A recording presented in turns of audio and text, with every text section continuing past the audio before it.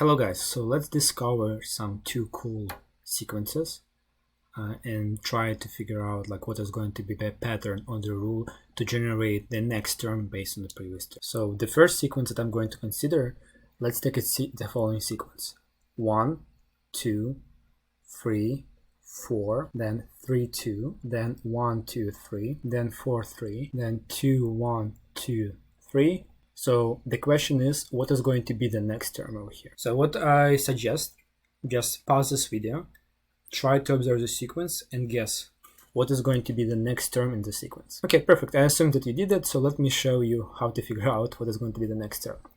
The first observation that you might observe with the following sequence, that if we're going to find the sum of digits for our terms, I'm going to get 1, 2, 3, 4. Then I'm going to have 3 plus 2 is 5. And then I'm going to have 1 plus 2 plus 3 is 6. 4 plus 3 is 7. 2 plus 1 plus 2 is 5 plus 3 is 8.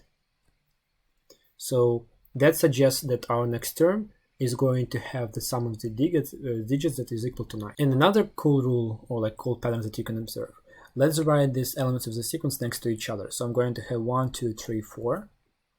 3, 2, 1, 2, 3, 4, 3, 2, 1, 2, 3. And right now just observe the pattern that we have 1, 2, 3, 4, 3, 2, 1. So in other words, we have a cycle that goes from 1 to 2, and that consists of 6 digits. So that suggests that next terms over here are going to be 4, 3, 2, 1, 2, 3, and etc. But the trick is right now we need to, starting from this number, choose the amount of digits such that their sum is going to be equal to 9. And that's exactly that we need to take those 3 digits.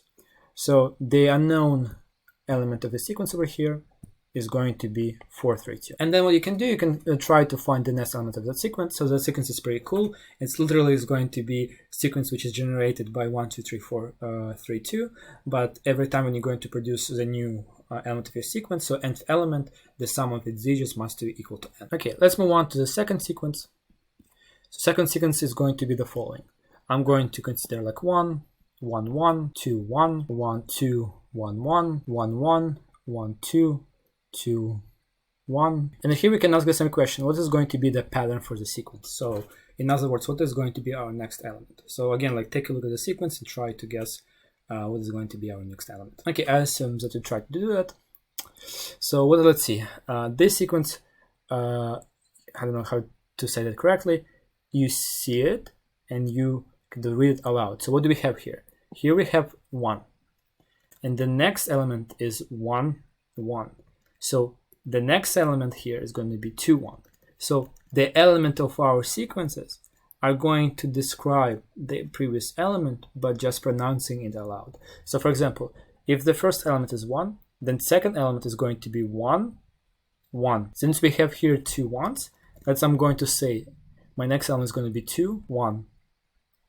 And the next element you can see we have 1, 2. So that's why this is going to present like 1, 2. And here we're going to have 1, 1. So this is also going to be 1, 1. And for this next element the same. So we're going to have 1, 1, 1, 2, and 2, 1.